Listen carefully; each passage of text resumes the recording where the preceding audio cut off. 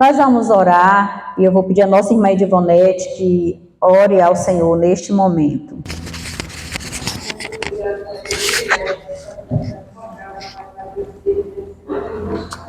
Obrigada por cada dia de presente, por cada sempre se agora por Amém. Deixa eu sair à frente, vai falar um pouco sobre essas associações, que todos entendam o quão bom e quão importante essas pessoas estarem se vocacionando, Pai, para a Tua obra. Muito obrigada por tudo, em nome de Jesus. Amém. Amém.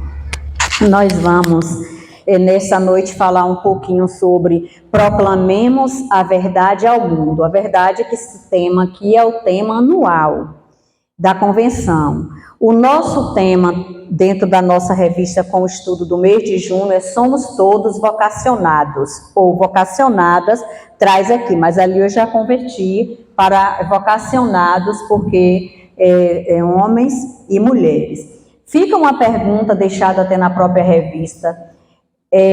Você concorda com esse tema, somos todos vocacionados? Ali não está fazendo pergunta. Ali está dizendo, somos todos vocacionados. Você concorda com essa frase, com esse tema, em que todos que aqui se encontram são vocacionados? Pode falar, irmão. Para o ID, todos são. E empresário, mas para o ministério, a vocação ministerial, aí é diferente. Cada um, como diz o outro, no seu quadrado. Então, a gente sabe que, de fato, irmãos, todos somos vocacionados, todos fomos chamados, e quando a gente fala vocacionados, fica parecendo que a gente está falando de algo diferente, de chamado para vocacionado. E a gente vai entender que não, que somos de fato vocacionados e chamados para uma missão, que a maior missão é pregar o Evangelho. Agora, o Senhor concedeu a cada um de nós ministérios específicos que facilitam nessa propagação do Evangelho, no ensino, que é de fato algo de primordial importância, é o ensino, tanto que a gente vai ver na pessoa do nosso Mestre Jesus, que é chamado de Mestre, porque se envolvia com o ensino de fato, porque ensinar é caminhar junto, ensinar é saber a necessidade do outro, é entender quando o outro precisa, a necessidade de crescimento, quando está crescendo, quando precisa mudar alguma coisa. Então, o ensino, ele é muito mais abrangente do que apenas um momento com alguém. O ensino é bem extenso. Então, Jesus, ele ensinava isso para nós. E como a gente está falando de um tema, proclamemos a verdade ao mundo, e essa que na verdade é uma divisa que já foi lido no momento do programa aqui com a nossa irmã Diane. Procura apresentar-te a Deus aprovado, como obreiro que não tem de que se envergonhar, que maneja bem a palavra da verdade. 2 Timóteo 2:15. Então, nós temos aqui, eu grifei, deixei ali em destaque aquelas palavras, porque todos nós precisamos apresentar-nos diante do Senhor. De que forma a gente apresenta diante das pessoas? Se você vai para conversar com uma pessoa da alta, como a gente fala, as pessoas logo se preocupam como vão se vestir. É um preparo que se faz exterior. Se vestem, coloca até uma máscara, né? Que às vezes a gente nem se apresenta como de fato a gente é, porque a gente está diante daquela pessoa. Se você vai para um lugar onde tem pessoas simples, você fala lá, todo mundo é simples, você vai também. De fato, você pode ir do jeito que realmente você é. Mas você quer se apresentar de acordo a cada ocasião, a cada pessoa, você quer se apresentar. E Deus, de que forma eu devo me apresentar diante dele? Como eu devo estar diante de uma pessoa que diz que sem que haja uma palavra na minha boca, eis que tudo conhece? Então, como é? Primeiro, máscara não pode existir. Porque eu posso colocar uma máscara aqui, mas aqui dentro não pode, diante de um Deus tão poderoso que nos conhece. Por isso que a outra palavra é apresentar-te a Deus aprovado. Ali não está dizendo que eu vou me apresentar diante de Deus para que Ele me aprove. Está bem claro ali que já está o quê? Aprovado. Mas por que fala que está aprovado? Porque a Bíblia diz que o Senhor já nos elegeu. A Bíblia diz isso. Nós já fomos eleitos. Uma vez que uma pessoa é eleita é porque ela é aprovada, não é assim? Quando uma pessoa passa pelo pleito eleitoral, quando é que de fato ele foi aprovado para aquilo? Quando fecha o pleito eleitoral e concluiu, e a pessoa foi aprovada. Agora, ninguém pode fazer mais nada. Então, diante de Deus, nós todos aqui somos vocacionados porque nós já fomos aprovados. Então, de que forma eu me apresento diante de Deus agora, fica mais fácil eu entender. Não como derrotado. Já entro assim diante de Deus. Não sou derrotado, já sou aprovada. E isso é uma resposta que esse versículo traz para nós. De que forma eu devo me apresentar?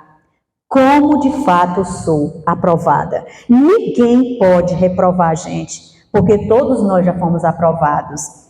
E o outro é como obreiro que não tem de que se envergonhar. Logo, nós todos temos uma posição. Nós somos posicionados diante de Deus como seres aprovados, mas nós temos uma função, somos obreiros, e que nós não temos de que nos envergonhar. Como o irmão Hélio diz, todos nós somos vocacionados, ministerialmente nós não temos o mesmo ministério, temos ministérios específicos, e esses ministérios servem para a minha exaltação? Não, serve para o crescimento da obra do Senhor, o aperfeiçoamento da igreja, serve para o desenvolvimento dela. Então, todos nós temos a mesma posição, mas cada um no ministério específico. E, por fim, algo que não pode faltar da mão do aprovado, do obreiro, é a palavra da verdade. Se eu entendo que eu sou aprovada, eu entendo que eu sou um obreiro, mas eu não manejo bem, porque o que seria manejar bem a palavra da verdade? O que é esse manejar bem? É ter cuidado, irmãos, porque às vezes a gente ouve muitas aberrações e diz que é a Bíblia. A gente precisa saber manejar bem a palavra do Senhor. O que nós ouvimos, de fato, a gente tem olhado à luz da palavra, como ela é. Temos essa presença do Espírito que vai nos auxiliar, nos ensinar o que vamos fazer, o que vamos falar. Então, manejar bem é um cuidado. E quando Paulo estava instruindo aqui a Timóteo, ele seria o pastor. Ele estaria todo o tempo usando a palavra para corrigir, para direcionar, redarguir, como a palavra mesmo diz, para tudo. Então, ele não podia usar de qualquer jeito. Ele também não podia usar a palavra somente para o seu próprio ou seu bel prazer. E eu coloquei isso aqui interessante porque nós vivemos num mundo pós-moderno. No mundo onde as coisas são duvidosas.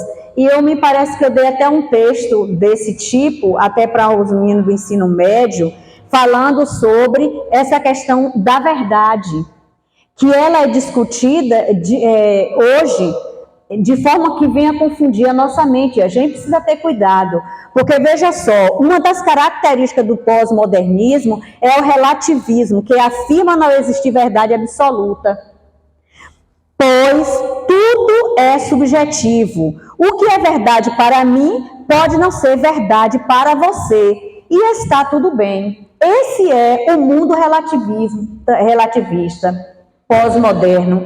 que acredita que eu não devo viver falando nenhuma verdade, porque essa verdade, enquanto eu penso que ela é verdade, é aquela questão do crente que diz, não, mas isso é só a sua cabeça, isso é só você que acha que é pecado, isso aí é coisa da sua mente, não é assim não. Será que Deus faria desse jeito?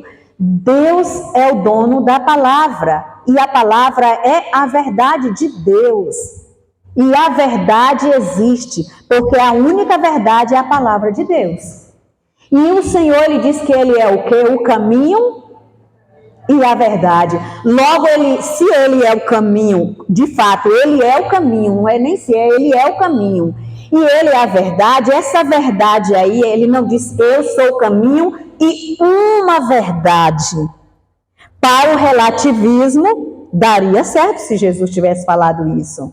Se ele tivesse falado, eu sou o caminho e uma verdade. Porque aí o homem escolheria que verdade ele queria seguir. Mas a Bíblia mostra claramente que Jesus diz, eu sou o caminho e a verdade. E isso se chama poder absoluto naquilo que foi falado. Ele é a verdade.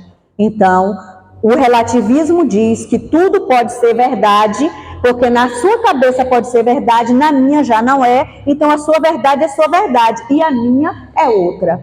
Mas nós cristãos não podemos pensar assim. Nós já temos a nossa verdade, que é Jesus Cristo. Então, quando coloca essa questão aí de acreditar que tudo é verdade, é uma coisa subjetiva, sabemos que não é assim. Existe a verdade absoluta, a única, é a palavra de Deus, ainda que muitos digam que ela precisa ser atualizada, a palavra, mas a Bíblia, ela é infalível, ela é inerrante, é nossa autoridade, ela é a verdade. Como cristãos, devemos viver de acordo com o que ela nos ensina. Passando disso, tudo é procedência maligna. Se a gente crê que alguém diz algo que suplanta essa palavra, é procedência maligna, porque a palavra é do nosso Senhor. E vocacionados. Quando a gente pensa em ser vocacionados, a gente imagina assim, muitos acreditam que vocação é um assunto restrito somente para líderes, pastores, líderes de igreja, onde só eles foram vocacionados a estar ali. São chamados, são vocacionados, mas dentro da igreja todos nós somos vocacionados e talvez isso seja, como a autora diz, uma forma até inconsciente da gente pensar, de que vocacionados só seriam os líderes da igreja. Toda igreja é vocacionada, senão a mesma aqui, a nossa igreja, não estaria dividida em tantos ministérios. Por que estamos envolvidos nos ministérios? Porque o nosso pastor entende que todos nós somos vocacionados. E isso é muito bom para que a gente entenda que todos têm um papel muito importante na obra do Senhor. Lembro quando a irmã Jai ontem falou um pouquinho dela, que o próprio filho disse para ela, manhinha, não era muito de participar, de estar lá na igreja, de estar fazendo aquilo e aquilo outro. E ela disse que ela nunca percebeu que quando ela estava de joelho no quarto, o filho passava e olhava ela orando. Vocacionada. Uma mulher que intercede pela família, que ora, entendeu? Que tem o seu ministério. E isso é ser vocacionada. Nós precisamos entender essas coisas que são importantes para nós. E aqui, o objetivo desse estudo, segundo a autora, é mostrar que a vocação é exercida na nossa rotina, nas coisas que fazemos e como as fazemos. Então, ser vocacionado é estarmos envolvidos na nossa rotina de dia a dia, onde nós nunca deixamos ou esquecemos de quem somos. Porque não basta saber o que devo fazer, mas basta eu entender como devo fazer. Isso é muito importante. Então, qual é a facilidade que eu tenho de fazer determinada coisa e qual é a facilidade que a nossa irmã Eliane tem de fazer aquela outra coisa ou a mesma coisa? E é isso que a gente vê, a forma que cada um tem, porque Deus chamou assim. Já fez o nosso corpo mostrando tudo. Nossos dedos, né, são dedos, mas não são iguais. Cada um exerce uma função importante no nosso corpo, assim também na igreja. Somos vocacionados porque o Senhor conta com a nossa disposição. Porque, irmãos, a gente precisa entender uma coisa. Talvez eu não tenha, e de fato eu não tenho habilidade para fazer muitas coisas, mas a habilidade que o Senhor me deu para fazer determinada coisa, ali eu tenho que exercer aquilo. Tenho que me preparar, porque a gente sabe que isso é uma realidade, uma necessidade que todos nós temos, de nos preparar melhor para fazer algo que a gente realmente gosta e sabe que é aquilo que Deus nos chamou para fazermos. O que é vocação? São 3 pontos. O que é vocação? E aí eu gostaria que o irmão abrisse aí em Romanos 8:28 e outro abrisse em Romanos 7:9, perdão. Já está ali em cima, os irmãos olham. E gostaria que uma irmã também abrisse aí em Romanos 16, do versículo 1 ao 16, e esses irmãos, 3 irmãos no caso, né, farão essas leituras. Primeiro vamos, o que é vocação? Dentro do Romanos aí. Sabemos que todas as coisas cooperam para o bem daqueles que amam a Deus, daqueles que estão chamados segundo o seu propósito. Amém. Glorificado seja o nome do Senhor. O que é vocação, receber a Cristo como Salvador é um convite. Foi isso que aconteceu com a gente. Nós fomos o quê? Convidados. E aí o que nós fizemos com esse convite que veio em nossas mãos? O aceitamos. Para ser seu discípulo. É responder a sua convocação. Mas o que essa afirmação significa? Coloquei alguns pontos aqui que para esse pastor Ronaldo Lindório, chamado e vocação são termos similares.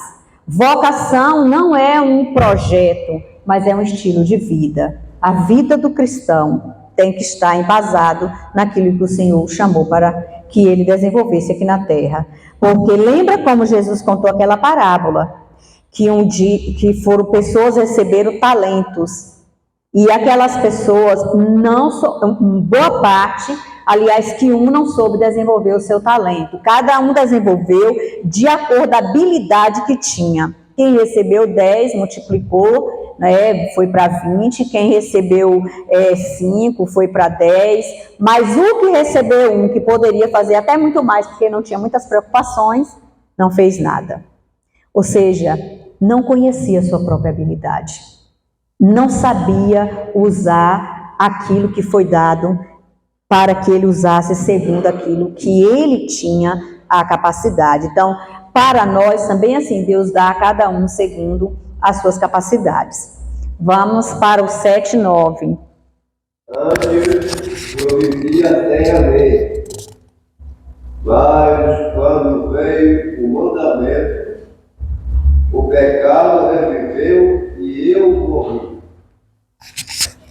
E lembrando que na frente a gente vai ouvir o apóstolo Paulo falando como andava desordenada, né? Porque, irmãos, quando a gente fala da lei, tem muita gente que já usa a seguinte linguagem: não, hoje nós não vivemos mais segundo a lei, vivemos segundo a graça. A gente tem que ter cuidado com isso. Nós não vivemos aos resquícios daquela lei que era do Velho Testamento, mas o Evangelho da Graça nos dá limites também de como devemos viver. Ninguém pode viver sem normas, ninguém pode viver sem regras nesse mundo. Em todos os ambientes. Por exemplo, nós entramos aqui às 7. Se eu entendo que eu vivo o Evangelho da Graça, como as pessoas andam falando, é tudo na graça hoje, então eu entraria aqui a hora que eu bem quisesse. Mas não, a gente sabe que a graça nos faz isso. nos faz ser livre. Ser livre é quando a gente entende aquilo que devo ou não fazer. Isso é liberdade. Mas a gente acha que liberdade é fazer o que a gente quer. Isso não é mais liberdade, é libertinagem. É quando eu não tenho mais controle e acho que devo passar por cima de todos. Mas o verdadeiro evangelho já traz isso para a gente. Uma vida de liberdade, pautada nos limites para meu próprio viver, onde eu vou viver sempre bem. Não é um caminho fácil. Somos desafiados a reconhecer nossa natureza pecaminosa, assim como também a obra redentora apresentada pelo Salvador Jesus. Nossa tendência, como citado nas Escrituras, é não fazer o bem que queremos, e sim o mal que não queremos. Por isso que a gente precisa estar sempre vigiando. Agora a irmã que abriu aí no Romanos 16, pode fazer a leitura. Recomendo-lhes nossa irmã Fé, que serve a igreja em secreto. Recebam-na no Senhor como uma pessoa digna de honra no meio do povo santo. Ajude-na no que ela precisar, pois tem sido de grande ajuda para muitos, especialmente para mim. Dei minhas saudações a Priscila e Áquila, meus colaboradores no serviço de Cristo Jesus. Certa vez, eles arriscaram a vida por mim. Sou grato a eles e também o são todas as igrejas dos gentios. Saúdem a igreja que se reúne na casa deles. Saúdem também meu querido amigo Epéneto. Não mostra o nome. Ele foi o primeiro seguidor de Cristo na província da Ásia. Saúdem Maria, que trabalhou tanto com vocês. Saúdem Andrônico e Júnior, meus compatriotas judeus que estiveram comigo na prisão. São muito respeitados entre os apóstolos e se tornaram servidores de Cristo antes de mim. Saúdem Amplia, meu querido amigo no Senhor. Saúdem Urbano, nosso colaborador em Cristo, e meu querido amigo Estaques. Saúdem a Félix, um bom homem, aprovado por Cristo.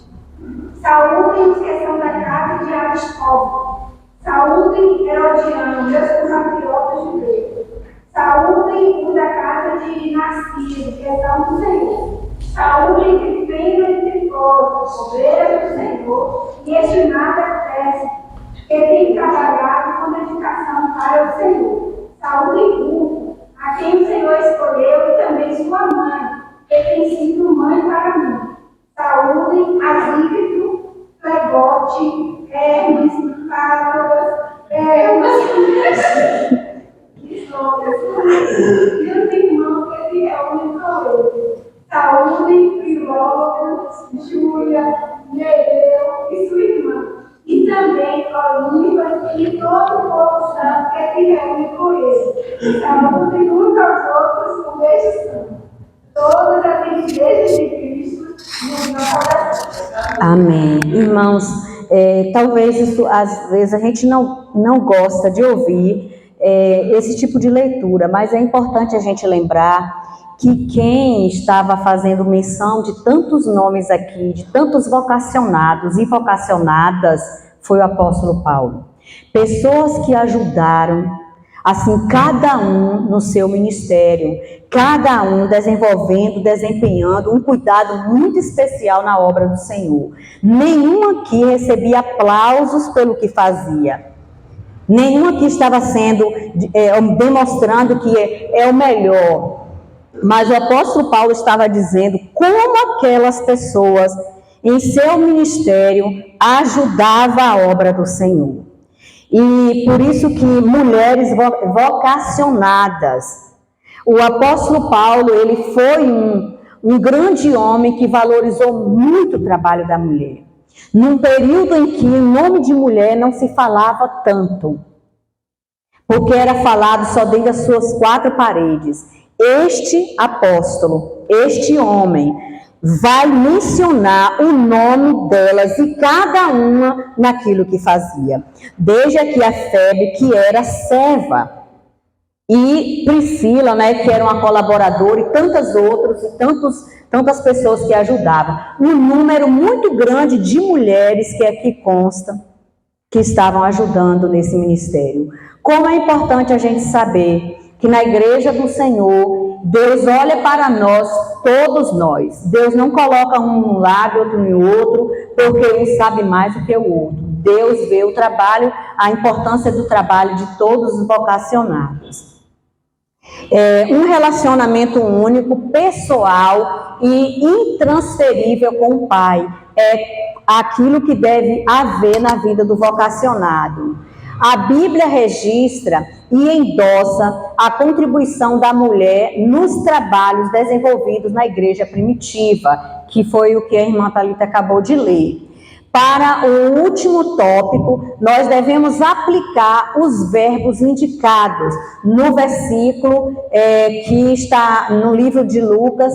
Eu gostaria até que o irmão abrisse aí, onde tem 3 palavras em destaque: negar, tomar e seguir. Lucas 9, 23. E a todos, se alguém quer vir após mim, negue-se a si mesmo, e tome cada dia a sua cruz e siga-me. Então, irmãos, aí a gente tem três verbos. Verbos, todo mundo sabe, palavras que indicam ação, fenômeno da natureza, mas nesse aspecto aqui é a ação mesmo, estado, mas aqui negar é uma ação. E negar, aqui não está falando para negar as coisas lá do mundo, não. A primeira forma de negar é aqui, é negar a mim mesma. Negar os meus desejos, as minhas vontades, dizer não para mim, que é muito mais difícil de dizer não para mim do que dizer não para as coisas. Porque quando eu digo não para as coisas são externas. Mas quando eu digo não para mim, eu estou dizendo não internamente para mim mesma, para uma pessoa que gostaria de fazer tal coisa. Então, esse negar é exatamente olhar para dentro de cada um de nós, tomar. Ali é a questão do olhar para a cruz, tomar sua própria responsabilidade, tomar aquilo que você fez. Quantas pessoas aceitam a Cristo, mas ficam o tempo inteiro, não, na igreja eu só quero ficar sentada, mais nada. Eu não quero me envolver com nada. Quantas vezes, irmãos, passa isso pela nossa cabeça, ou já passou, ou muitos continuam passando e ainda ficando. Como eu digo, não é apenas estar aqui à frente, ou seja, no evangelismo, não é isso. Porque sentado onde o irmão está, ele está orando, ele não está sentado, ele está orando. Porque somente Deus sabe qual é a posição de alguém que está sentado, orando. Fisicamente a gente está no banco, mas Deus não olha assim. Então a pessoa que está como intercessor, Deus não olha que ele está sentado em um banco. Deus olha uma posição que talvez aquele que está caminhando para lá e para cá é o que está sentado. Deus vê, irmãos, além daquilo que a gente vê. Então o vocacionado, ele precisa entender que a sua vocação não é apenas levantar de um banco e estar em todos os lugares, cantos ou na cidade, tal coisa, mas é de fato tomar sua responsabilidade, tomar sua cruz e, por fim, seguir. Veja que são verbos fortes, com colocações fortes, onde tira a gente do acomodismo. Porque seguir é o que para nós? É ficar no lugar paradinho? Isso, continuar. Seguir é continuar, é uma jornada, é uma peregrinação. Todos os dias a gente precisa seguir. Então, assim como aquelas mulheres, algumas seguiam, me lembro muito de Susana, que ela era uma mulher rica na Bíblia, muito rica, o marido dela era muito rico, e só que como mulheres, ninguém ligava naquela época, achava que até quando falava, não tinha efeito nenhum, principalmente os homens, muito machistas, então a mulher falou, não dava nem ouvido. O que Susana fez? Susana usou de toda essa situação, e ela saía, ela distribuía bens para aqueles que estavam precisando, ela visitava pessoas, ela conversava, ela falava de Jesus, mas ninguém ligava, o marido nem se importava, porque mulher não serve para nada, então lá não está fazendo efeito nenhum. Só que Susana fazia um efeito muito grande diante do Senhor. E é assim que a gente deve viver a nossa vida. E, na verdade, devemos nos destronarmos e entronizar a Deus, apagando o nosso eu, dando honra exclusivamente àquele que nos vocacionou. Irmãos, destronar, os irmãos sabem o que é isso, né? É eu sair do trono da minha vida. É quando eu acordo e me levanto em um lugar que só o Senhor pode estar. Porque é muito fácil a gente falar, é Deus que comanda a minha vida. Mas existe alguém que pode comandar a minha vida muito mais do que Deus. E que é totalmente contrário do que Deus quer. É o meu eu. E é esse que a gente precisa destronar. Tirar do trono. De fato, tirar do trono. Porque o Senhor, que tem todo um poder e tem tudo que é favorável para a nossa vida aqui nessa terra, mas por muitas vezes o eu torna o nosso próprio Deus. E é aí onde a gente precisa ter muito cuidado quanto a isso. Qual o maior desafio para um vocacionado? Então a gente sabe que para o vocacionado, ele tem muitas vezes a falta de tempo, a imaturidade nas relações família, né, problema na família, saúde, tantos outros poderiam ser justificativas para desistir ou até mesmo deixar de cumpri-las. Mas lá em Lucas vai falar qual é a nossa razão de viver. O que a gente falou aí, tomar a cruz, né, seguir a Jesus, negar nós mesmos, né, a cada dia negar nós mesmos e seguir sempre a Cristo. São apenas 3 verbos, negar, tomar e seguir. E quem diz isso, explicando isso aqui, foi um teólogo chamado William. Ele fala negar a si mesmo é dizer não a si mesmo em todos os momentos da vida e dizer sim a Deus. E tomando, fazendo referência à cruz, e ele comenta, está disposto a suportar o pior que um homem nos possa fazer pela graça de ser fiéis para com Deus. Então, lá no livro de Apocalipse fala ser fiel até a morte, dar-te-ei a coroa da vida. A última ordem é seguir de forma lúdica, ele cita. Quando éramos jovens, estávamos acostumados a brincar do jogo, seguir o líder. Tudo que o líder fazia nesse joguinho, o outro tinha que imitar, fazendo e imitando. E nós precisamos seguir o nosso líder. Lendo aqui uma parte da revista, todos nós conhecemos a história do grande evangelista Billy Graham. Só que a gente só conhece a história de Billy Graham, como a gente conhece de John Wesley, né? E muitas pessoas não conhecem de fato por que John Wesley tornou aquele grande homem. Por trás daquela vida tão grandiosa, o que aconteceu? Uma mãe muito presente e cuidadosa. E Billy Graham, que espetáculo, né? Que espetáculo de homem que moveu nos últimos tempos. Todas as pessoas conhecem Billy Graham, crente e descrente, nações e nações conhecem Billy Graham. Mas por detrás daquilo tudo, Billy Graham tinha uma irmã, que ninguém conhece a história dela, chamada Ruth Graham. E esta mulher, ela fazia coisas maravilhosas para ajudar o seu irmão. Então, era uma mulher vocacionada. E porque na nossa mente, vocacionada é só aquele que está atuando e todo mundo olhando, admirando. Mas a Ruth Graham, ela traz esse sobrenome, a gente já sabe que está falando do Billy Graham. Para acompanhá-lo, o Senhor enviou essa mulher, como Moisés, né, e Arão, que desde a infância ela já demonstrava força e fé em Deus. Ela passou a infância nos campos de missões da China, ao lado dos pais e dos irmãos, enfrentando doenças e o caos de guerra. Ela se casara em 1943 e apesar de o destaque ser sempre dado ao Billy, o ministério dela também foi sólido na própria vida dele. Sua filha Anne Graham testemunha sobre eles.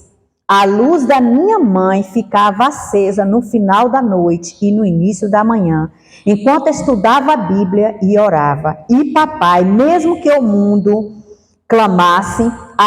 aclamasse como um grande homem e muitos o procurassem, para o conselho, ainda ficava de joelho e pedia humildemente ao Senhor por sua orientação. Aquela mulher sustentou o ministério do irmão, orando, clamando, né, buscando, e a gente precisa entender, irmãos, que como é importante a gente entender nossa vocação diante do Senhor, né? Como é importante sabermos que somos de fato vocacionados, mas que devemos sair desse acomodismo.